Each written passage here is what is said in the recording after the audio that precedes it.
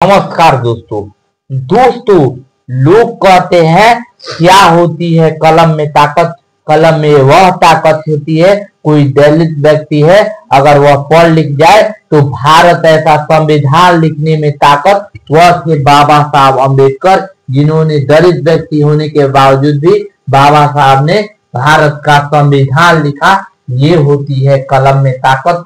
लोग कहते हैं ये पढ़ लिख कर क्या, और पढ़ लिख कर राजा बनोगे, तो उन बकलुलवा सबसे हम कहना चाहते हैं जो डीएम होता है, डीएम वह एक राजा के पद के बराबर होता है। वह आदेश दे दे एक दिन का स्कूल बंद रहेगा पूरे जिले में, तो एक दिन में पूरे जिले में एक दिन के लिए स्कूल बंद रहेगा, क्योंकि वह उसका कलम का ताकत है। उसी कलम की ताकत से यूपीएससी का पेपर देकर आईएएस बनकर वह डीएम बन जाता है। वही है कलम की ताकत। कोई दिया नहीं है, वह बाबा साहब भीमराव अम्बेडकर ने दिया है।